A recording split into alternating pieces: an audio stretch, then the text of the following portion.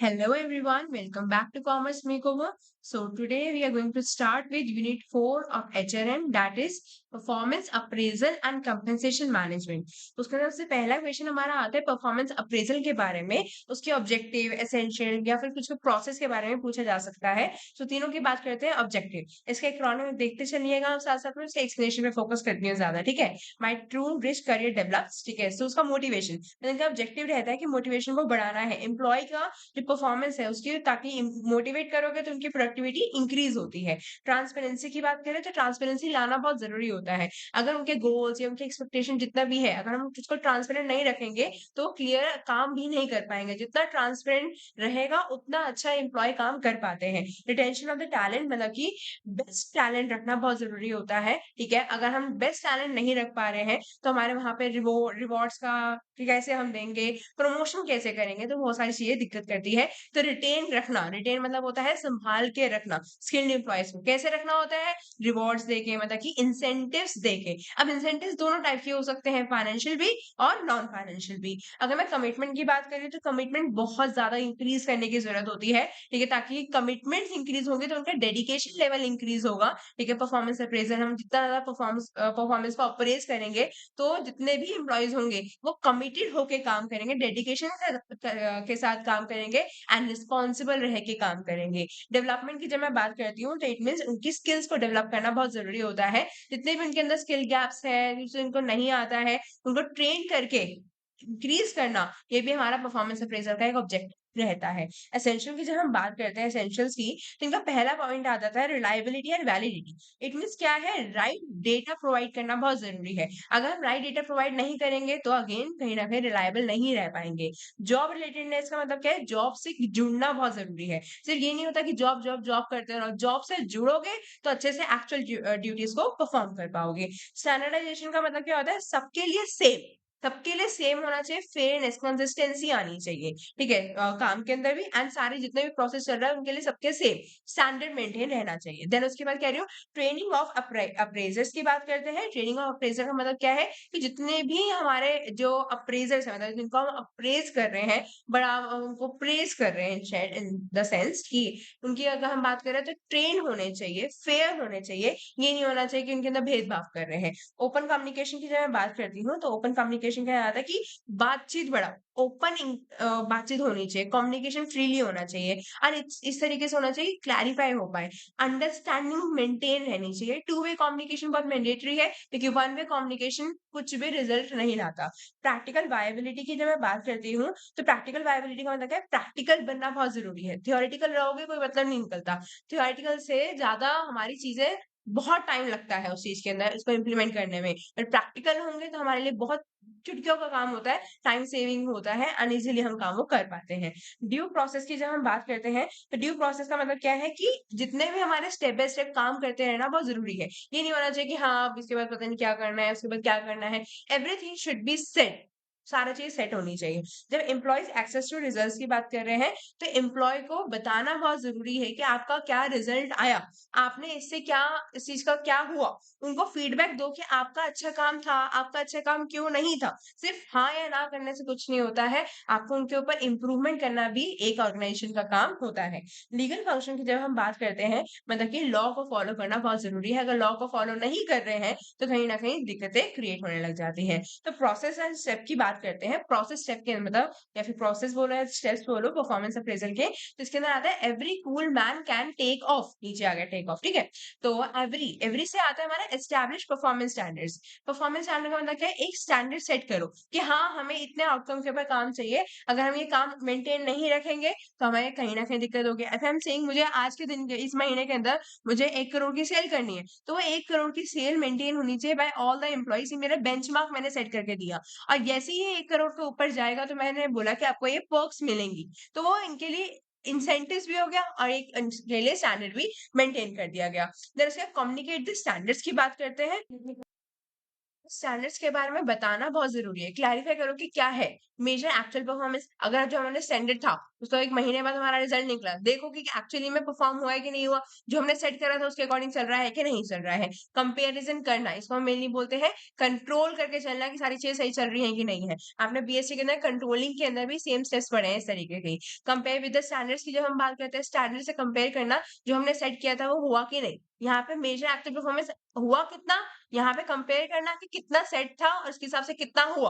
Then take corrective action. अगर मान लो 1 करोड़ था, ठीक है? अगर मैं 1 करोड़ से मुझे बहुत ज़्यादा नीचे हो जाता है, लेट्स सपोज़ बहुत ज़्यादा डाउन चला जाता है, 50 लाख्स हो जाता है मुझे, तो बहुत डाउन है, इसके ऊपर एक्शन लेना कि why it is the reason. But बहुत ज़्यादा हाई चला जाता है, इट मीन्स अराउंड 1.5 करोड़, तो उसके ऊपर भी रीज़न देखना कि क्यों इतना ज़्यादा हाई गया, ऐसा क्या इस बार था कि जो हम पीछे टाइम से नहीं कर रहे थे। और अगर 1 करोड़ के आस-पास रहता है, it means that's very good, ठीक है? अगर कम हो रहा है तो उसके ऊपर ट्रेनिंग वगैरह देके सही करना बहुत ज़रूरी है। नेक्स्ट पॉइंट पे आते हैं tradition versus modern performance appraisal के ऊपर। देखो यहाँ पे इसका एक्रोनिम है fresh roses grow cool to help people earn a strong team. यहाँ पे बात करते हैं देखो फ्रीक्वेंसी। ये ट्रेडिशनल अप्रेज़ल कब होगा? एक बार ही हो जाएगा। बट मॉडर्न बार-बार करना बहुत ज़रूरी है। रिव्यू मैकेनिज़्म क्या होगा? बहुत कम रिव्यूज़ लेते हैं। यहाँ पे कंटीन्यूअस फीडबैक लेना ज़रूरी है। एम्प्लॉयी की ग्रोथ यहाँ पे बहुत कम फोकस होता है डेवलपमेंट के ऊपर, यहाँ पे फोकस बहुत ज़रूरी है। एक करियर ग्रोथ मैटर करती है। ऑर्गेनाइजेशन के साथ-साथ एम्प्लॉयी की पर्सनल ग्रोथ भी उतनी मैटर करनी चाहिए। कम्युनिकेशन फोकस यहाँ पे सिर्फ बॉस टू एम्प्लॉयी होता है वन वे, यहाँ पे टू वे होना बहुत ज़रूरी है। पास्ट परफॉर्मेंस पे फोकस करते हैं, यहाँ पे फ्यूचर एंड गोल ओरिएंटेड होता है कि आगे हमें क्या करना है, इट मीन्स लॉन्ग टर्म का सोचते हैं। वीकनेस जो होती है हमेशा इग्नोर कर दी जाती है, यहाँ पे चैलेंजेस के ऊपर जितनी भी सारी चीज़ें हैं उसके ऊपर इम्प्रूवमेंट पे फोकस करा जाता है। यहाँ पे सडन इवैल्यूएशन कोई भी ऐसे पहले से टाइम नहीं दिया जाता प्रिपेयर करने का, यहाँ पे सारी सारी चीज़ों के ऊपर प्रॉपर चेक होता है। इधर के अंदर यहाँ पे अगर ट्रेडिशन की बात कर रही हूँ, कोई मोटिवेशन, कोई अप्रेज़ल कुछ नहीं होता है। यहाँ पे रेगुलर एनकरेजमेंट बहुत ज़रूरी होती है, बोनसेस, इंसेंटिव्स मिलना बहुत ज़रूरी होता है, चाहे वो फाइनेंशियल हो या नॉन फाइनेंशियल हो। Often misalign with the organisation objective, कुछ भी ऐसा ऑर्गेनाइजेशन ऑब्जेक्टिव जो भी सेट कर रखा होगा, इधर से उधर भटक जाते हैं, बट ये हमेशा अपने गोल्स के ऊपर क्लियर रहते हैं। फॉर्मल एंड हायरार्किकल होता है, यहाँ पे tech enable and interactive and inclusive होता है। इनमें जिन्होंने बोल दिया था वो बोल दिया वही होगा, बट यहाँ पे ऐसा कुछ नहीं है। यहाँ पे बोल दिया बट साथ-साथ में जिस तरीके से रिक्वायरमेंट होगी उस हिसाब से वो ले लेते हैं सबके सजेशंस भी, एंड जो बेस्ट होता है उसको इम्प्लीमेंट करते हैं। यहाँ पे बॉस डोमिनेटेड हो गया, इट मीन्स किसी का कोलैबोरेशन, किसी का सजेशंस वगैरह का कोई रोल नहीं होता, यहाँ पे टीम वर्क पूरा का पूरा चलता है, एंड इंडिपेंडेंस भी सबको मिलती है। मैनेजमेंट में ऑब्जेक्टिव की बात करते हैं, वेरी इंपॉर्टेंट, जिसको हम बोलते हैं एमबीओ। ठीक है, इसके स्टेप्स की बात करते हैं। देखिए पहला इसका acronym super department discuss each find progress, ठीक है? तो सेट ऑर्गेनाइजेशन गोल्स, पहले गोल्स को सेट करना। कंपनी सारी सेट कर रही है जो भी आने वाले गोल्स हैं, मतलब जितना भी अपकमिंग ईयर्स के अंदर आएगा, ठीक है? अब मैनेजमेंट ऑब्जेक्टिव का मतलब क्या है? ऑब्जेक्टिव सेट करने वाली जो एक मैनेजमेंट फ्रेम हो रखी है, उनके क्या-क्या स्टेप्स रहेंगे। सेट डिपार्टमेंट गोल्स, अगेन समझ आ रहा है नाम से। डिस्कस डिपार्टमेंट गोल्स, क्या-क्या रहेंगे, डिफाइन एक्सपेक्टेड रिजल्ट्स, क्या रहने चाहिए, चाहे शॉर्ट टर्म हो चाहे लॉन्ग टर्म हो। परफॉर्मेंस रिव्यू की बात चल रही है, क्वार्टरली करो या फिर आप मंथली करो, हाफ ईयरली करो, but you should do expectation से, ताकि आप मैच कर पाओ। प्रोवाइड फीडबैक, जितने भी मैनेजर्स हैं, एम्प्लॉइज हैं, उन्हें जितने भी काम चल रहे हैं उनके ऊपर इंप्रूवमेंट अगर रिक्वायरमेंट है तो उसको भी दो ना। उसके बाद आता है उसके मेरिट्स के ऊपर, किसके मेरिट्स के ऊपर? यहीं पे मैनेजमेंट है ऑब्जेक्टिव, क्योंकि इतना लिखना इनफ नहीं होगा, एमबीए खाने के चांसेस बहुत ज्यादा है। ठीक है ना, एस्टैब्लिशेस मेजर, यहाँ पे देखो कार्ड्स हो गया इसका, clarity, awareness, result based, smart. Smart के अंदर भी बता दिया, specific, measurable, achievable, relevant and time bound. ठीक है, देखो यहाँ पे जब हम बात करें क्लैरिटी, इट मींस टारगेट पता होना चाहिए कि क्या है, स्टैंडर्ड पता होना चाहिए कि क्या है, अवेयरनेस पता रहना चाहिए हर एक इंडिविजुअल को कि कंपनी की परफॉर्मेंस कहाँ लेके जा रही है, हमें कहाँ लेके जानी है। रिजल्ट बेस्ड, हमें रिजल्ट ओरिएंटेड पे फोकस होना जरूरी है, बिकॉज सारे जितने भी लोग हैं उनकी सबकी डायरेक्शन एक कॉमन डायरेक्शन है, और सबके गोल्स को एक रिजल्ट बेस में लेके जाना बहुत जरूरी होता है, वरना रिजल्ट नहीं होगा तो हमें कोई अचीवमेंट लगती ही नहीं है। ठीक है ना, स्मार्ट की बात कर रहे हैं तो इट मीन सारे जितने भी हमारे सॉफ्टवेयर मैनेजर की बात चल रही है, उन्हें पता रहना चाहिए कि कौन किससे एक्सपेक्ट क्या कर रहा है, एंड किसको किसको जाके रिपोर्ट करनी है। It mean they should be specific about the thing, they should be measurable about the things, achievable होना चाहिए, रेलेवेंट होना चाहिए, एंड टाइम बाउंड, मतलब कि टाइम की कीमत पता होनी चाहिए, ये नहीं कि सिर्फ कुछ भी करते जा रहे हैं। ठीक है, कोई कंफ्यूजन नहीं होनी चाहिए इन शॉर्ट। देन इसके बाद लिमिटेशन की बात करते हैं, टॉप सीपी, तो टाइम टेकर बहुत ज्यादा टाइम लगता है, बिकॉज प्लानिंग है, प्लानिंग में टाइम लगता है, but one the planning is maintain, मतलब बन जाती है तो उसके बाद उसके अंदर टाइम नहीं लगता, because it's easy to implement the plan rather than making the plan. ठीक है, ऑल्दो वो हो जाता है, फिर भी टाइम लग जाता है, बट स्टिल अपॉर्चुनिटी लॉस की बात करते हैं तो बहुत ज्यादा ऐसा होता है कि जो नई नई अपॉर्चुनिटीज है वो कई बार हमारी चली जाती है, क्योंकि हम एक ही गोल मतलब एक ही डिसीजन में उलझे रह जाते हैं, रिजिडिटी आ जाती है बिकॉज प्लानिंग से। प्रेशर ट्रैप बहुत ज्यादा हमें पनिश, अगर हमें वो नहीं हुआ, प्रेशर पूरा लगता है यहाँ पे, ये भी करना है आपको, वो भी करना है, ये भी करना है आपको, रिजल्ट भी बनाना है, तो बहुत सारी चीजों के साथ साथ हमारा एक प्रेशर प्रेशर के अंदर हम फंस जाते हैं, झुंड के अंदर। क्लैश ऑफ गोल्स की बात कर रहे हैं, जितने भी बहुत सारे गोल्स वगैरह होते हैं, ऑब्जेक्टिव्स वगैरह होते हैं, हर एक मैनेजर के डिफरेंट डिफरेंट रहेंगे, तो वहां पे हो सकता है कई बार हमारी कॉन्फ्लिक्ट्स भी हो जाती है। पेपर वर्कलोड, बहुत सारा पेपर वर्क जो है, ठीक है, फालतू का इसके अंदर डाल रखा है, जो कि नहीं होना चाहिए, जो हमारे इलेक्ट्रॉनिक बेस्ड हो जाना चाहिए। Again very important. अच्छा, ये एमबीओ और ये जो हमारा 360 डिग्री अप्रेजल है, ये हमारे मेथड ऑफ परफॉर्मेंस अप्रेजल होते हैं। अगर पूछ ले what are the two methods of performance appraisal, तो आपको यही लिखना है, 360 डिग्री एंड एमबीओ। दो और होते हैं बट वो बहुत छोटे कंटेंट के हैं, यही मेन कंटेंट था, इसलिए मैंने पीछे भी यही पूछे गए हैं बार बार, इसलिए ये वाला ही है बार बार। ठीक है, तो 360 डिग्री अप्रेजल की जब हम बात करते हैं, जब हम 360 डिग्री अप्रेजल की बात कर रहे हैं, तो देखो सबसे पहले क्या है, 360 मतलब कि हर जगह से मेल राउंड द क्लॉक। ठीक है, पूरा सर्कल, हमें सारी जगह से फीडबैक मिलना, जो बेसिक बॉस नहीं है बट हर जगह से, टॉप मैनेजमेंट है, सुपीरियर है, हमारे पियर्स है, या फिर सबॉर्डिनेट्स है, कस्टमर्स है, कुछ भी जितने भी लोग हमारे साथ जुड़े हुए हैं, उन सबसे हमें फीडबैक्स मिलना, उनके हम जो मेनली मल्टीपल पार्टीज इन्वॉल्व रहती है हमारे एक वर्क एनवायरमेंट के अंदर, उसे बोलते हैं 360 डिग्री अप्रेजल। हर जगह से, यहाँ पे लाइन भी लिख रखे, it's like getting a full circle feedback from everyone you work with, not just your boss. ठीक है, ये वाले पॉइंट को मैं बात करती हूँ पार्टी की। पहले बात करते हैं एडवांटेजेस की। देखो यहाँ पे क्या है, कॉम्प्रिहेंसिव, मतलब पूरी तरह से जो परफॉर्मेंस का कॉम्प्रिहेंसिव व्यू मिलता है, सिर्फ एक बॉस का नहीं, मतलब सब एंगल से एम्प्लॉय की काम की इमेज मिलना बहुत ज्यादा जरूरी होता है। रिस्पॉन्सिबिलिटी की बात करते हैं, रिस्पॉन्सिबिलिटी का मतलब क्या है, जब सब लोग दे रहे हो, मतलब फीडबैक्स दे रहे हो, तो एम्प्लॉय ज्यादा रिस्पॉन्सिबल फील करता है कि हाँ मुझे अच्छा लग रहा है, चलो ना रिस्पॉन्सिबल फील होगा कि हाँ मुझे ये वाले रिस्पॉन्स कर रहे हैं। इवैल्यूएशन और फीडबैक की बात करते हैं, हर जगह से फीडबैक मिलना बहुत अच्छा लगता है, एक रियल पिक्चर मिलती है कि एक्चुअली में we are where we are standing. एक अगर 3-4 लोग होंगे वो अच्छा बोल देंगे, पर ऑल ओवर द क्राउड में होंगे तो और अच्छा फील करते हैं कि हाँ हमें पता चल रहा है हमारी कमियां भी क्या है। राइट, तो जब वीकनेस एंड स्ट्रेंथ की बात कर रहे हैं, तो एम्प्लॉय को पता चलता है कि हाँ वो किस एरिया में स्ट्रांग है, कहाँ कहाँ पे उसको लाइक वीकनेस है, उसको कहाँ कहाँ पे इम्प्रूवमेंट करना है। फीडबैक और रिजल्ट्स की बात होगी हमारी, रिलायबिलिटी एंड रिजल्ट्स की बात करते हैं। ठीक है, रिलायबिलिटी मेनली सब लोग जो फीडबैक दे रहे हैं, तो मेनली रिजल्ट जो ज्यादा हो जाता है ना, बहुत ट्रस्टवर्दी हो जाता है। इट जस्ट लाइक जितने ज्यादा व्यूज होते हैं आप वीडियोस के ऊपर, उसको कहते हो कि हाँ ये ट्रस्टवर्दी है, इतने व्यूज होंगे तो ऑब्वियस सी बात है एक अच्छा कंटेंट ही होगा, तो उस तरीके से चलता है कि रिलायबिलिटी आ जाती है, क्रेडिबिलिटी आ जाती है। कॉन्फिडेंस की बात करते हैं तो सिर्फ काम नहीं, मेनली उनके ओवरऑल बिहेवियर या उनका एटीट्यूड जो भी है काम से रिलेटेड, या किस तरीके से वो दूसरे लोगों को जज कर रहे हैं, अपने काम को जज कर रहे हैं, वो सारी चीजों को मिला के उनके बिहेवियर के ऊपर बात चलती है। एडवांटेज ये हो गया। जब लिमिटेशन की बात चल रही है तो उसकी बात करते हैं, देखो हॉनेस्टी आता है पहला, तो जितने लोग हैं उतने ओपिनियंस होंगे, कोई अच्छा करेगा कोई बुरा करेगा। ठीक है, और सबके जो मेनली सब जितने भी लोग हैं सारे के सारे ओपनली बोलते हैं, कोई फर्क नहीं पड़ता किसी को कि सामने वाला क्या सोच रहा है क्या नहीं सोच रहा, उन्हें बस किसी का चीज के बारे में बोलना है। ठीक है, बहुत सारे ऑनेस्ट नहीं होते हैं, कई बार ऐसे बोल भी जाते हैं, और बहुत सारे लोग जो है ऑनेस्ट रिव्यू देने में लाइक हेजिटेट भी करते हैं। इश्यूज एंड टाइम की बात करते हैं तो बहुत टाइम लगता है मेनली फीडबैक देने में या फिर लेने में भी। ठीक है, तो प्रोसेस कंप्लीट करने में बहुत टाइम चला जाता है 360 डिग्री अप्रेजल का।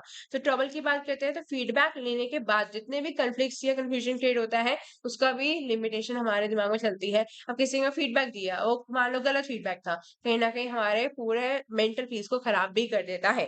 ठीक है, चाहे हम जितने मर्जी इतने रिस्पॉन्सिव हो, हम रिएक्ट ना करें बट चीजें ना हो, बट स्टिल एक इम्पैक्ट कर देता है कि हम यार ऐसे तो नहीं है, but still why we are. ठीक है ना, नाउ सो टेक्स टाइम की बात करते हैं।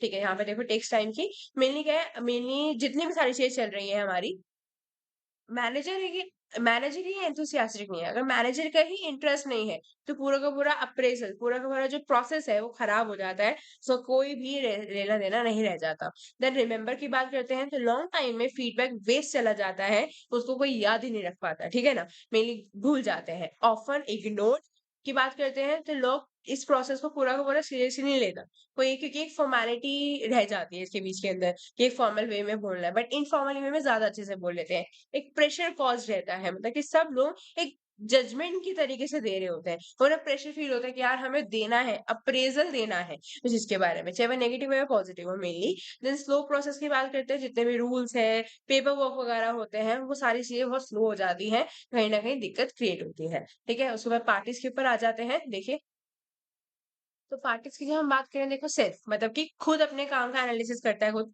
ठीक है? सेल्फ अवेयरनेस क्रिएट करता है, इम्प्रूवमेंट में हेल्प करता है। देन टॉप मैनेजमेंट की बात करते हैं, तो सीनियर जो जितने भी सीईओज़ होते हैं, अपने से नीचे के मैनेजर्स के परफॉर्मेंस को जज करते रहते हैं, लीडरशिप दिखाता है मेनली, ठीक है? देन जो लीडरशिप क्वालिटीज़ इंक्रीज़ होती है। इमीडिएट सुपीरियर की बात करते हैं, तो डायरेक्ट बॉस या फिर मैनेजर की फीडबैक देते हैं, मेनली एक्यूरेट या डायरेक्ट ऑब्जर्वेशन मिल जाती है।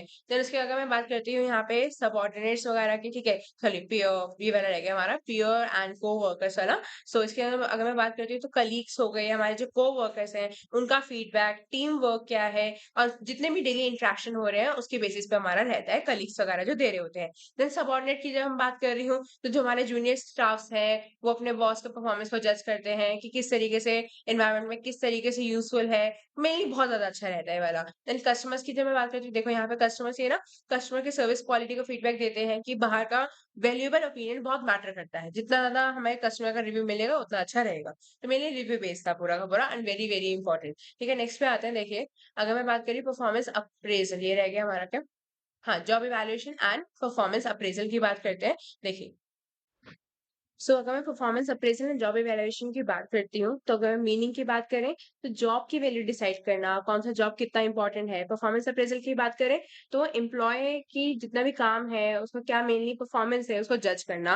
ठीक है, पर्पज़ की बात करते हैं, तो फेयर सैलरी स्ट्रक्चर देना। यहाँ पे अगर बात करते हैं प्रमोशन, ट्रांसफर्स वगैरह बताना, क्या डिसीजन लेना है उसके बारे में।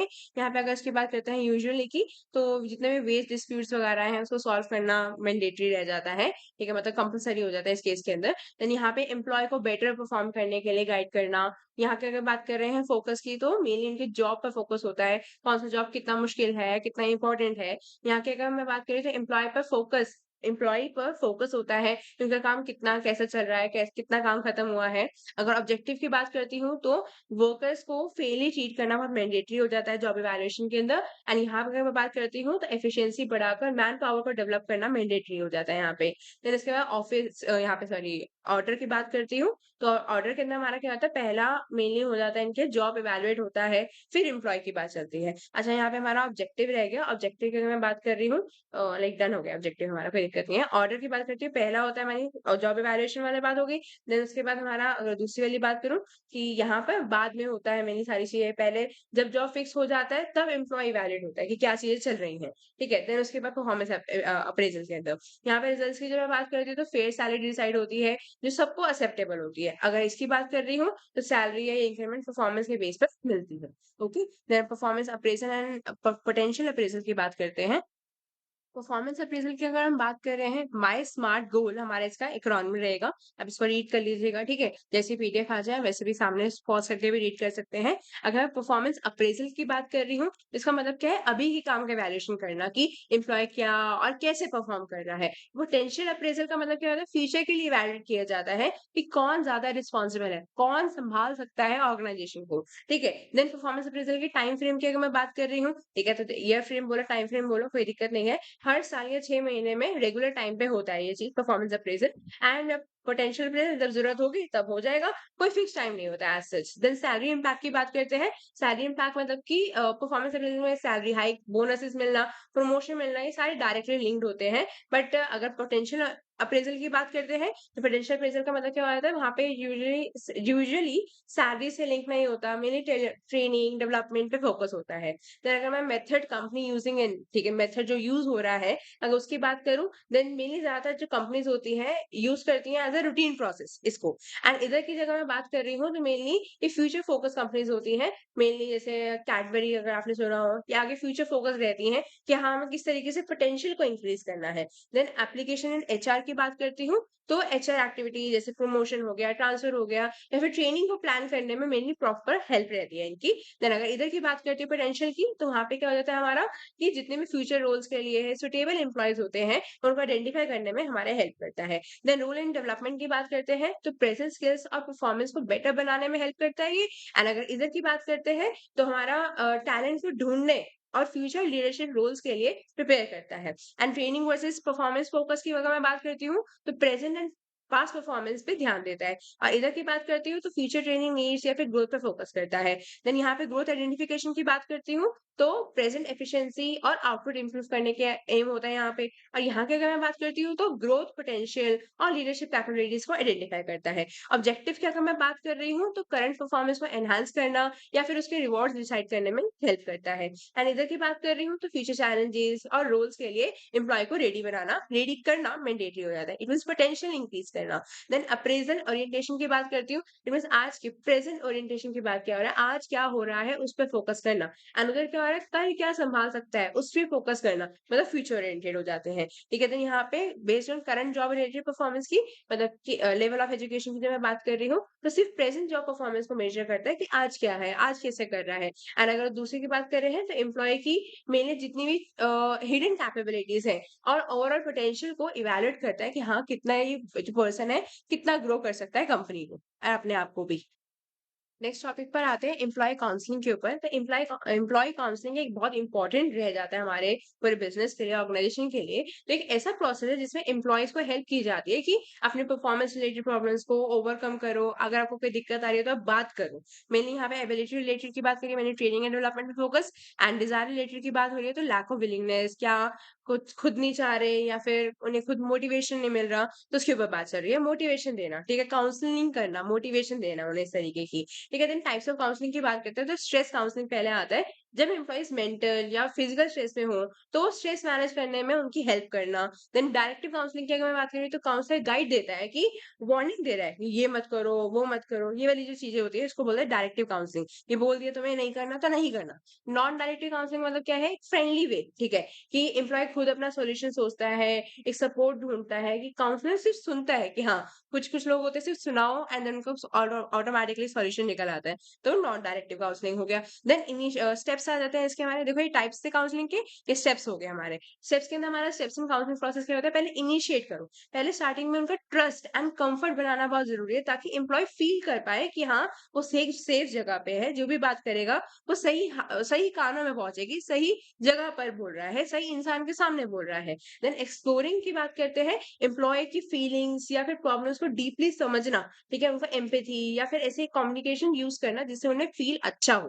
देन उसके फ्रेमिंग प्लान की बात कर रहे हैं। फ्रेमिंग प्लान का मतलब क्या होता है कि सॉल्यूशन प्लान बनाना, कि कैसे उसके एटीट्यूड या फिर परफॉर्मेंस में सुधार लाया जा सकता है, इंप्रूव हो सकता है। ठीक है, ये हो गया हमारा point. Then prerequisites of counselling की बात करते हैं।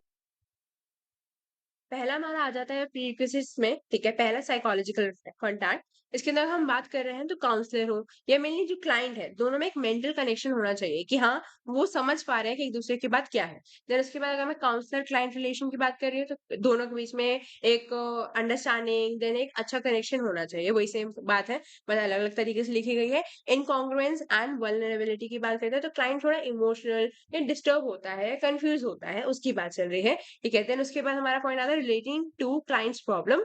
काउंसलर को क्लाइंट की इश्यू पर ही फोकस रखना चाहिए, इधर उधर की बात नहीं करनी चाहिए कि मेरे साथ ये है, मेरे साथ वो है। अगर उसकी प्रॉब्लम सुनी जा रही है, तो उसके ऊपर ही फोकस करना चाहिए।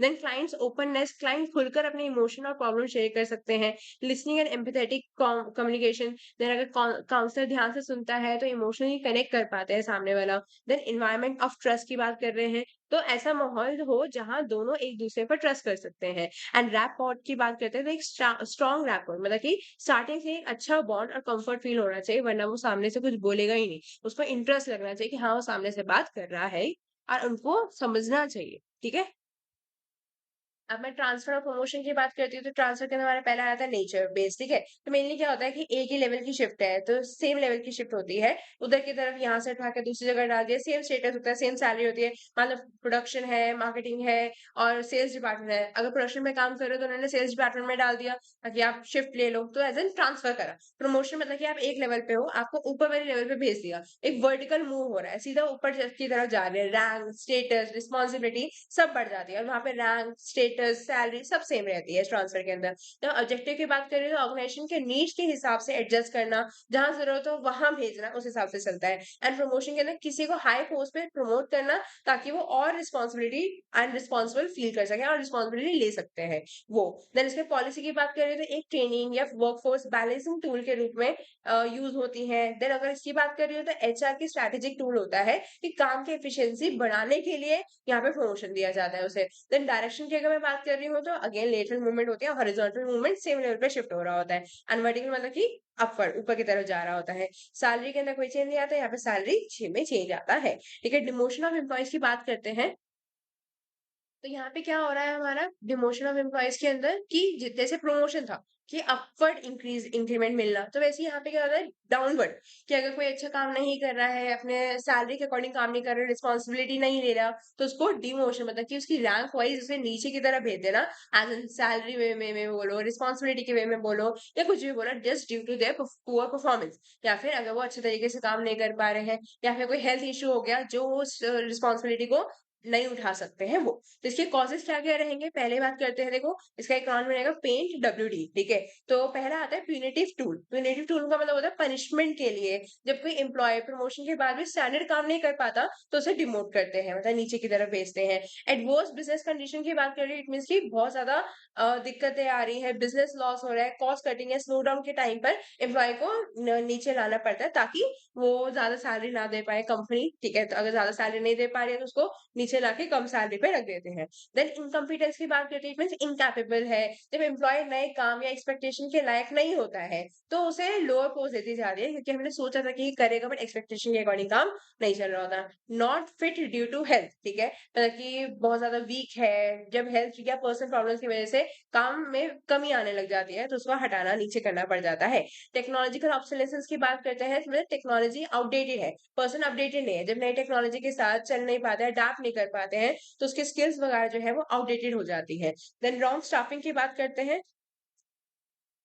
रॉन्ग स्टाफिंग के अंदर जब हम बात कर रहे हैं तो मतलब रॉन्ग प्रमोशन गलती से हो गया। ठीक है, जब गलती से किसी को प्रमोट कर दिया गया हो और वो मेनली कहते हैं ना काबिल ही नहीं है वो पर्सन, बट गलती से चला गया, तो उसको वापस से नीचे पहुंचा देना।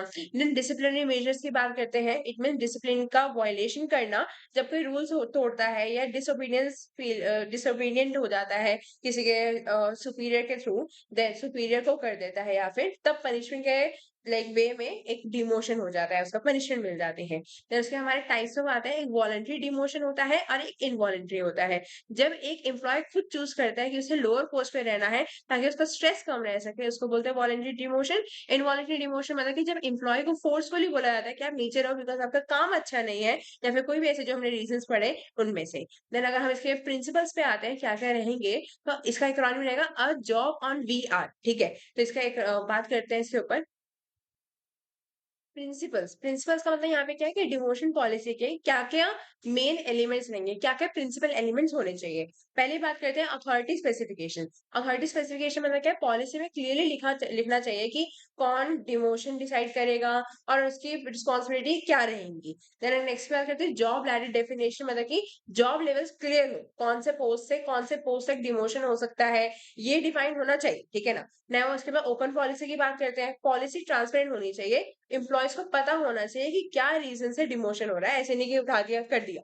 देन इसमें आता है बेसिस फॉर डिमोशन। ठीक है, बेसिस या रीजन क्लियर हो कि डिमोशन किस बेसिस पे हो रहा है, जैसे पुअर परफॉर्मेंस या फिर सर्विस लेंथ की बात हो गई, ये बताना चाहिए कि क्या क्यों आप नीचे भेज रहे हो। Then optional repeat for the emphasis की बात करते हैं, मतलब कि एक ओपननेस होनी चाहिए, ऑल्दो आपके नहीं लिखोगे तभी चलेगा, बट आगे देखो कि now reiterate the needs of the for the openness and fairness का मतलब क्या है, एक फेयरनेस एंड क्लैरिटी मेंटेन करना कि रिपीट करके हाईलाइट लाइक कर सकते हैं कि रिपीट ना हो, इस तरीके से बात कर रहे हैं। ठीक है ना। नाउ नेचर की बात करते हैं, नेचर ऑफ डिमोशन की, तो पॉलिसी में लिखना चाहिए कि डिमोशन टेम्परेरी है या परमानेंट है, क्या परमानेंट नीचे रहोगे, पनिशमेंट परमानेंट वाली है टेम्परेरी है। वॉयलेशन क्लॉजेस की बात करते हैं, अगर कोई रूल ब्रेक करे तो उसके लिए कॉन्सिक्वेंसेस डिमोशन हो सकता है, ये मेंशन करो कि यही होना चाहिए अगर वॉयलेट कर रहा है तो। रिव्यू प्रोविजन की बात करते हैं, तो रिव्यू या अपील का ऑप्शन, एम्प्लॉय को डिमोशन का डिसीजन के अगेंस्ट अपील करने का राइट देना चाहिए कि अपनी बात वो रख सके। द नेक्स्ट बात करते हैं compensation refers to both extrinsic and intrinsic rewards. जब हम कंपनसेशन की बात कर रहे हैं मतलब कि सैलरी वगैरह क्या हमें रिवॉर्ड मिला, ठीक है? तो अगर हम इंट्रिंसिक रिवॉर्ड्स की बात कर रहे हैं, तो ये काइंड ऑफ ऐसे रिवॉर्ड्स होते हैं जो दिल से मिलते हैं, ठीक है? लाइक एप्रिसिएशन या सेल्फ ग्रोथ वाले जैसे होते हैं। पहले अगर मैं बात करती हूँ पैट ऑन बैक, ठीक है? मतलब कि मैनेजर से इनफॉर्मल तारीफ से या मतलब कि इम्प्रूवमेंट कहते हैं ना कि शाबाशी मिलना, उस तरीके से। रिकॉग्निशन की अगर मैं बात कर रही हूँ, तो एम्प्लॉइज को लगता है कि उसकी वैल्यू है, मोटिवेशन बढ़ता है उस तरीके से। ना improvement in the work life quality की बात करते हैं, तो काम का एनवायरनमेंट मेंटली या इमोशनली अच्छा बनाना, ठीक है? देन उसके बाद डिसीजन फ्रीडम की बात कर रहे हैं, तो एम्प्लॉय को अपने काम कैसे करने हैं, ये फ्रीडम मिलती है उस तरीके से। एम्प्लॉयबिलिटी की बात कर रहे हैं, तो एम्प्लॉय को फ्यूचरिस्टिक स्किल्स डेवलप करना, फ्यूचर रेडी बनना बहुत ज़रूरी होता है। देन करियर ग्रोथ की बात कर रहे हैं, तो कंपनी के अंदर ही आगे बढ़ने की चांस प्रोवाइड करना ही एक इंट्रिंसिक रिवॉर्ड हमारा बन जाता है। जब एक्सट्रिंसिक रिवॉर्ड की बात कर रहे हैं, इट मीन्स कि ये रिवॉर्ड जो फाइनेंशियल होता है, जिसको बोलते हैं पॉकेट से मिलते हैं, पैसा मनी हो गया, बोनसेस वगैरह हो गए या जो भी सारी चीजें ऐसा लाइक मेडिकल जो सारी जितने भी हमारे पर्क्स वगैरह हो जाते हैं वो सारी। देन उसके बाद हम पहले बात करती हूँ वेज एंड सैलरी, मतलब मंथली पेमेंट वगैरह जो मिलती है। एड ऑन्स की बात करती हूँ तो एक्स्ट्रा बेनिफिट जैसे मिलना, बोनस, रिटायरमेंट फंड्स मिल जाना, ग्रेचुटी वगैरह मिल जाना, इसकी बात चल रही है। देन सर्विस एंड बेनिफिट्स की बात करती हूँ तो लाइक अकोमोडेशन मतलब कि जो फ्री का घर जिसको बोलते हैं, देन फ्री की कार मिल जाना, मेडिकल इंश्योरेंस जैसे ये सारी जो हमारी बेनिफिट्स लाइक सर्विसेज वगैरह हो जाती हैं, वो फ्री में मिल जाना। देन पे फॉर वर्क नॉट डन, ठीक है? जो पेड लीव है, जिसको हमने काम नहीं करा बट स्टिल हमें पैसे मिल रहे हैं, सिक लीव होगी, जो गैजेटेड हॉलीडेज होती है, जो नेशनल हॉलीडे जिसको हम बोलते हैं, वो सारी होगी। जो हमने काम नहीं करा बट स्टिल हमें काम उसके पैसे मिल रहे हैं। पे प्लान्स वगैरह हो गए, मतलब कि इंसेंटिव स्कीम्स वगैरह हो गई, परफॉर्मेंस बेस्ड बोनस, अच्छा काम करोगे तो बोनस मिलेगा वरना नहीं मिलेगा। इस तरीके से हो गया। Again now base and supplementary compensation बहुत इंपॉर्टेंट हो जाता है, ठीक है? कंपनसेशन वाला पॉइंट ध्यान से समझिएगा। देखिए, पहले base compensation and supplementary compensation की बात करते हैं। बेस कंपनसेशन मतलब कि बेसिक सारी चीज़ें मिलना, डेली, वीकली, मंथली जो भी सारी चीज़ें चल रही है, वेजेस एंड सैलरी, एक जॉब परफॉर्मेंस जो हमें फिक्स अमाउंट मिल रहा है, उसकी बात कर रहे हैं। सप्लीमेंट्री कंपनसेशन मतलब कि जितने भी हमें एक्स्ट्रा चीज़ें मिल रही है, बोनस, देन जो बेस पे के ऊपर जो मिल रहा है, हाउसिंग, मेडिकल, एजुकेशन वगैरह, इसको हम फ्रिंज बेनिफिट बोलते हैं। ये हमारे सारे एक्स्ट्रा बेनिफिट्स को बोला जाता है। तो इसके ऑब्जेक्टिव ऑफ कंपनसेशन मैनेजमेंट में बात करते हैं। इसका एक्रोनिम रहेगा फर्म। तो पहला आता है फाइंड टैलेंट, मतलब अच्छे लोग अट्रैक्ट करने के लिए अच्छी कंपनसेशन देनी पड़ती है। देन इम्प्रूव, परफॉर्मेंस इम्प्रूव होता है जब रिवॉर्ड इंक्रीज मिलता है हमें। रिटेन की बात करते हैं तो रिड्यूस टर्नओवर बाय फेयर पे, मतलब कि अच्छे लोग जब सैलरी से खुश होते हैं तो कंपनी में रुकते हैं, स्टे होता है उनका, टर्नओवर कम हो जाता है। यहाँ पे टर्नओवर की जब हम बात करें तो एम्प्लॉय के टर्नओवर की, एम्प्लॉय टर्नओवर मतलब कि कोई लोग जो रिड्यूस का मतलब क्या है, कोई और नया लोग नहीं आएंगे, जो लोग ऑलरेडी हैं वही यहाँ पे टिके रहेंगे बिकॉज उन्हें अच्छी सारी चीजें मिल रही होंगी। मोटिवेट की जब हम बात कर रहे थे, इट मीन्स फाइनेंशियल या नॉन फाइनेंशियल से मोटिवेशन बढ़ते हैं एंड साथ साथ में जो पर्सन होगा, जो कलीग होगा, एम्प्लॉय होगा, वो लॉयल भी रहेगा उस कंपनी के लिए। नेक्स्ट की बात करते हैं factors affecting wage rates for the industrial employees, ठीक है? अब जो इंडस्ट्रियल एम्प्लॉइज होते हैं, जो इंडस्ट्री पे काम कर रहे होते हैं, उनके वेजेस में किस तरीके से क्या-क्या फैक्टर्स अफेक्ट करते हैं। पहला आता है हमारा जॉब नीड। जॉब नीड का मतलब क्या है, अगर कोई कॉम्प्लेक्स काम कर रहा है, स्किलफुल है, तो सैलरी भी ज्यादा मिलती है उस हिसाब से। एबिलिटी टू पे की बात करते हैं, जो कंपनीज फाइनेंशियली स्ट्रांग है, वो अच्छी सैलरी अफोर्ड कर सकती है, तो इस तरीके से एबिलिटी है उनके पास। कॉस्ट ऑफ लिविंग की बात करें तो इन्फ्लेशन ज्यादा हो तो सैलरी भी उसके हिसाब से बढ़ाई जाती है। देन उसके बाद प्रिवेलिंग वेज रेट की बात कर रहे थे, इंडस्ट्री में जो सैलरी हमारी चल रही है, मार्केट की सैलरी, उसे मैच करने के लिए हमें उस हिसाब से सैलरी देनी पड़ती है। लेबर यूनियन की बात करें तो मतलब एकदम स्ट्रॉन्ग यूनियन जो है, उन्हें सैलरी नेगोशिएट करने जितने भी होती है उनको हेल्प मिलती है। अगर स्ट्रॉन्ग यूनियन होगी तो हम ज्यादा बेटर वेजेस की डिमांड कर पाएंगे, नेगोशिएट कर पाएंगे। देन प्रोडक्टिविटी की बात करते हैं, प्रोडक्टिविटी की, तो जितना प्रोडक्टिव एम्प्लॉय होगा उतनी अच्छी सैलरी इंसेंटिव मिलेगा। ऑब्वियस ये बात है, हुनर की बात है, टैलेंट की बात है। नाउ स्टेट रेगुलेशन की बात करें तो गवर्नमेंट रूल जैसे मिनिमम वेज लॉ जो होते हैं वो सारे फॉलो करने पड़ते हैं। देन इंडिविजुअल इक्विटी की बात करें तो हर एम्प्लॉय एक equal pay for equal work मिलना चाहिए। अगर जो काम कर रहा है एक बंदा, दूसरा काम भी वही सेम काम कर रहा है, तो उसे सेम पे मिलना चाहिए, कोई भी फेवरिज्म नहीं होना चाहिए। नाउ डिमांड एंड सप्लाई की बात करें तो स्किल डिमांड हाई तो सैलरी भी हाई होगी, अगर सप्लाई ज्यादा है तो सैलरी कम हो सकती है, डिपेंड करेगा क्या डिमांड चल रही है, क्या सप्लाई चल रहा है। देन टाइप्स ऑफ इक्विटी की बात करते हैं, इंटरनल इक्विटी, इट मीन्स कि जॉब जितना टफ होगा उसका पे भी ज्यादा होगा। अगर एक्सटर्नल इक्विटी की बात कर रहे हैं, मतलब कि मार्केट का कंपैरिजन में फेयर सैलरी मिलना चाहिए, मार्केट के हिसाब से होनी चाहिए एकदम फेयर सैलरी। ना इंडिविजुअल इक्विटी की बात करें तो सेम काम के लिए सबको बराबर मिलना चाहिए, दैट्स दिस, ठीक है ना? Fringe benefit very very very important.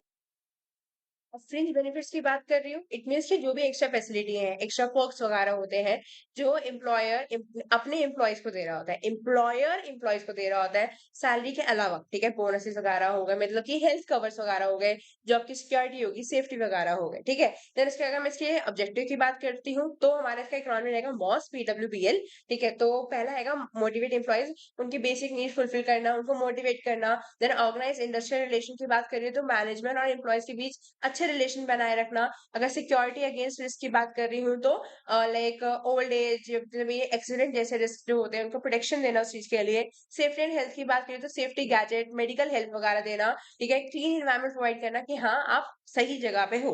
Promote welfare करना, मतलब प्रमोट वेलफेयर का मतलब एम्प्लॉयज का मेंटल या सोशल वेलबींग इंप्रूव करना। वर्क प्लेस बिलोंगिंगनेस की बात करें तो लॉयल्टी डेवलप करना कि एक गोल्डन हैंडकप जैसे फीलिंग देना, ठीक है ना। ये वर्ड याद रख लेना। नाउ लीगल कंप्लायंस की बात कर रहे हैं तो लेबर लॉज को फॉलो करना, लीगल ऑब्लिगेशन पूरा करना। देन उसके बाद हमारे नीड्स की बात आती है, that is due pass HR, ठीक है। इसका क्रॉन में ये रहेगा। पहला आता है डिमांड ऑफ द एम्प्लॉइज, तो इसका क्या है, एम्प्लॉय सैलरी से ज्यादा बेनिफिट को प्रेफर करता है। क्या क्या बेनिफिट्स मिल रहे हैं, जैसे टैक्स के बेनिफिट्स वगैरह हो गए, ठीक है, जितने भी सारी चीजें चल रही हैं। यूनियन डिमांड्स की बात करें तो ट्रेड यूनियन बेटर बेनिफिट्स के लिए प्रेशर बनाती है। नाउ प्रेफरेंस ऑफ एम्प्लॉयर्स की बात कर रही हूँ तो एम्प्लॉयर्स भी बेनिफिट देना पसंद करते हैं क्योंकि मोरल बूस्ट हो रहा होता है। एंड देन उसके बाद AS सोशल सिक्योरिटी की बात कर रही हूँ तो लाइफ के अनसर्टेन रिस्क वगैरह जो होते हैं, जैसे डेथ हो गई या फिर कोई भी ऐसे एक्सीडेंट वगैरह हो गया, तो एक सेफ्टी नेट होता है उस चीज के लिए, ठीक है। नाउ सेफ्टी मेजर्स की बात करते हैं तो एक इंजरी, एक्सीडेंट वगैरह या हेल्थ से रिलेटेड कोई भी कंपनसेशन मिलता है इस चीज के अंदर। नाउ सपोर्ट कंटिजेंसीज की बात कर रही हूँ, तो मतलब सर्टेन इमरजेंसी कोई आ गई, कोई ऑक्यूपेशन की दिक्कत आ गई, तो उसमें हेल्प कर देता है। देन फ्रिंज बेनिफिट्स की बात कर रही हूँ, ठीक है। नाउ ह्यूमन रिलेशन की बात करें तो इमोशनल, साइकोलॉजिकल एक बॉन्डिंग स्ट्रांग होनी चाहिए। देन रिड्यूस एट्रिशन की बात कर रही हूँ, इट मीन्स कि एक एम्प्लॉय का रिटेंशन जो है उसमें हेल्प करता है, जॉब सेटिस्फेक्शन बढ़ाता है, ठीक है। देन उसके हमारे आ जाता है टाइप ऑफ बेनिफिट, ठीक है, टाइप ऑफ फ्रिंज बेनिफिट्स। इसका एक्रोनिम हमारा रहेगा पेस व्हील्स हो, ठीक है। तो इसका पहली बात आती है हमारी payment for time not work. Payment for time not work का मतलब क्या है, जब एम्प्लॉय काम नहीं करता लेकिन फिर भी सैलरी मिलती है, जिसको बोलते हैं पेड लीव, हॉलीडे पे वगैरह, ठीक है। तो एम्प्लॉय सिक्योरिटी की बात करते हैं तो अगर रिट्रेंचमेंट या ले ऑफ होता है तो मिनिमम 1 महीने की सैलरी मिलती है, उसको बोलते हैं एम्प्लॉय की like security. Then safety and health की बात कर रहे हैं तो फैक्ट्री के अंदर काम करते वक्त सेफ्टी रूल्स फॉलो करना, फैक्ट्री एक्ट के मतलब ये कहता है मेनली, ठीक है। फैक्ट्री एक्ट ये कह रहा है कि सारी सेफ्टी वगैरह मेंटेन रहनी चाहिए। वर्कमेंस कंपनसेशन की बात कर रही हूँ तो काम के टाइम पर इंजरी या फिर कोई डेथ हो जाती है, जो भी है उसको कंपनसेशन मिलना, वर्कमेंट कंपनसेशन जिसको बोलते हैं ना। हजार्ड प्रोटेक्शन का मतलब क्या है, जो इलनेस या फिर एक्सीडेंट या फिर कोई भी डिसेबिलिटी है या अनएम्प्लॉयड मेनली जो भी हो, ठीक है, उनको इनकम में सपोर्ट मिलता है, ठीक है। एम्प्लॉय सर्विस की बात कर रहे हैं तो इसके अंदर फूड, हाउसिंग, मेडिकल फैसिलिटीज वगैरह, रिक्रिएशन वगैरह सारी चीजें हमारी एक इंक्लूड होती है, डेली सर्विस प्रोवाइड होती है। लीगल पेमेंट्स की बात करें तो जो लॉ के अकॉर्डिंग मिलते हैं, अनएम्प्लॉयमेंट इंश्योरेंस हो गया, प्रोविडेंट फंड्स वगैरह हो गए, सारी चीजें, ठीक है। एंड अगर किसी को ये रिट्रेंचमेंट और ले ऑफ का मतलब समझ नहीं आया हो तो उसको मैं वापस बात कर देती हूँ। देखो रिट्रेंचमेंट का मतलब क्या होता है, जब कंपनी परमानेंटली किसी एम्प्लॉय को निकाल देती है, मतलब बिजनेस रीजन की वजह से, तो उसको बोलते हैं रिट्रेंचमेंट, मतलब permanent job loss like due to downsizing वगैरह हो गया। देन उसके ले ऑफ की जगह मैं बात करें तो ले ऑफ मतलब जब एम्प्लॉय को टेम्परेरी काम से निकाला जाता है, कि लेकिन जॉब रिलेशन खत्म नहीं होते, कंटिन्यू रहेगा, टेम्परेरी जॉब लॉस होता है जस्ट शॉर्टेज या स्लो डाउन की वजह से। तो इसके हम कौन से पॉइंट पे थे, एम्प्लॉय सर्विसेज वगैरह पॉइंट वाला हो गया था हमारा एम्प्लॉय सर्विसेज वाला। देन लीगल पेमेंट्स के ऊपर आ जाते हैं, जितने भी जो लोग अकॉर्डिंग मिलता है, जैसे मैं बोल चुकी थी। हेल्थ बेनिफिट्स की बात करते हैं, एम्प्लॉय और उसकी फैमिली के लिए मेडिकल फैसिलिटीज वगैरह। अदर बेनिफिट की बात करते हैं, वॉलंटरी पर्क्स जैसे लीगल हेल्प, कैंटीन, ट्रांसपोर्ट वगैरह, इसकी हेल्प करना। देन इसके हमारा नेक्स्ट टॉपिक आ जाता है, what are the different method of calculating wages adopted by the companies, give merits and demerits, या फिर which method of wage payment will you prefer, time rate या फीस रेट, या फिर difference between time wage and piece rate system. इसके अंदर ही मैंने सारा explain कर दिया मेरिट्स और डिमेरिट्स के साथ ही। अगर आपका आता है तो प्लीज मेरिट्स डिमेरिट्स अलग से लिख के आना, ताकि आपके पेज कंज्यूम हो पाए, ठीक है। टाइम सिस्टम की बात करते हैं, तो पहला हमारा आता है यहाँ पे डेफिनेशन। डेफिनेशन की जब बात कर रहे हैं, मतलब कि मीनिंग की जब बात कर रहे हैं, कि कितने घंटे काम किया उस समय के हिसाब से पैसे मिलते हैं। तो यहाँ पे क्या है, कितने पीस के या यूनिट बनाए उसके हिसाब से पैसे मिलते हैं, per hour, day, week, month, per piece unit produce किया, तब कितने प्रोडक्ट बनाया उसके हिसाब से। आउटपुट फोकस की बात करें तो काम की क्वांटिटी बेलनी, कितना कितना इम्पोर्टेंट है, कितना इम्पोर्टेंट नहीं है, मतलब टाइम देना ज़रूरी होता है, नहीं होता उस तरीके से। जैसे यहाँ पे अगर बात करें तो सिर्फ़ आउटपुट इम्पोर्टेंट होता है, जितना ज़्यादा बनाओगे उतना ज़्यादा कमाओगे, ठीक है? इस तरीके से चलता है ना। आइडियल 4 की बात करती हूँ, तो यहाँ पे हमारा क्या आ जाता है कि स्किल्ड जॉब्स की बात चल रही है, स्किल या इरेगुलर जॉब जहाँ आउटपुट मेजर करना बहुत मुश्किल हो जाता है। अगर इधर की बात कर रही हूँ तो सिंपल रिपीट होने वाले काम के लिए बेस्ट है। देन अगर इधर बात करें सुपरविजन नीडेड की ज़्यादा मेनली ध्यान रखना पड़ता है कि क्या चल रहा है। अगर इधर बात करें तो कम सुपरविजन भी चलता है क्योंकि जितना भी आउटपुट पे डिपेंड करेगा कि कितना आपको वेज रेट मिलेगा। ठीक है, देन अगर इसकी बात करती हूँ तो यहाँ पे फिक्स्ड इनकम रहेगी, गारंटीड है, यहाँ पे हमारी गारंटीड नहीं होती है। अगर क्वालिटी कंट्रोल की बात कर रही हूँ तो क्वालिटी अच्छी रहती है, कोई जल्दी नहीं होती है, ठीक है ना? यहाँ पे जल्दी में क्वालिटी कॉम्प्रोमाइज़ हो सकती है। देन वर्कर्स मोटिवेशन की बात करें तो काम ज़्यादा करने का मोटिवेशन कम हो जाता है, यहाँ पे ज़्यादा काम करने का मतलब ज़्यादा पैसा, तो इसलिए मोटिवेशन हाई रहता है, ठीक है? देन उसके बाद हमारा पॉइंट आया था मेरिट्स का। अगर मैं मेरिट्स की बात कर रही हूँ तो simple and easy to implement simple system है। देन गारंटीज़ मिनिमम वेजेस तो इनकम फिक्स होती है। न्यू वर्कर्स के लिए सही है। यहाँ पे बात करें तो गुड मतलब कि जो स्किल्ड वर्कर है वो काम कर सकते हैं, सपोर्टेड बाय यूनियन है यहाँ पर। देन टाइम वेस्ट सिस्टम की यहाँ पे हम बात कर लेते हैं पहले, डिमेरिट्स की भी, ठीक है? देन यहाँ पे क्या है, वेस्टेज ऑफ बहुत ज़्यादा टाइम की वेस्टेज रहती है।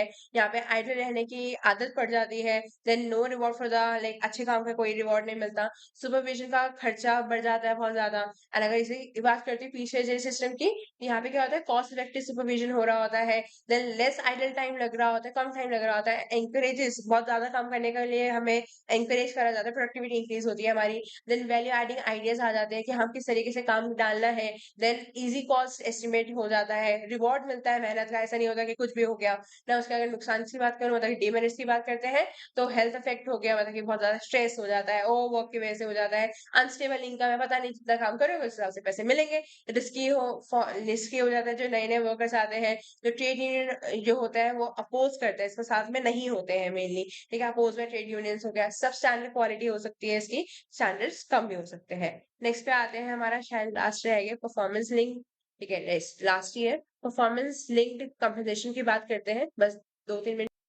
तो देखिए क्या है परफॉर्मेंस लिंक कॉम्बिनेशन, इंपॉर्टेंट है, आ सकता है, ठीक है? ये मैंने 10 जो इंपॉर्टेंट क्वेश्चन दिए थे उसके अंदर नहीं बोला था, बट ओरली बोल दिया था, तो ध्यान से समझ लेना, ठीक है? इसको हम पीएलसी से भी कई बार बोल देते हैं। तो परफॉर्मेंस लिंक कॉम्बिनेशन का मतलब क्या होता है कि ऐसा सिस्टम होता है जहाँ पे एम्प्लॉय की सैलरी या बोनस उसकी परफॉर्मेंस के बेसिस पर दी जाती है, मतलब कि काम ज्यादा और अच्छा करोगे तो पैसे भी फिर उस हिसाब से ज्यादा मिलेंगे। एक सिस्टम मोटिवेशन बढ़ाता है कि हाँ काम में प्रोडक्टिविटी इंक्रीज होती है, परफॉर्मेंस भी इंक्रीज होती है। फीचर्स की अगर बात करते हैं तो फीचर्स के अंदर क्या होता है, नॉर्मल सैलरी के अलावा अगर तुम्हारा काम स्टैंडर्ड से बहुत ज्यादा अच्छा है तो उसके एक्स्ट्रा पैसे मिलेंगे। देन अगर मैं एनकरेजेस एफिशिएंसी की बात कर देती हूँ, प्रोडक्टिविटी की बात कर देती हूँ, जल्दी और बेटर काम करने का मेरी एनकरेजमेंट रहती है, बहुत अच्छा रहता है। ऑटोमेटिक मोटिवेशन आती है, बॉस के कहने से पहले हम खुद काम करने लग जाते हैं। देन इसका कंपनी की प्रोडक्शन या प्रॉफिट से डायरेक्ट लिंक हो जाता है, सैलरी का जितना अच्छा करेंगे उतनी ज्यादा सैलरी हमारी हाई होगी।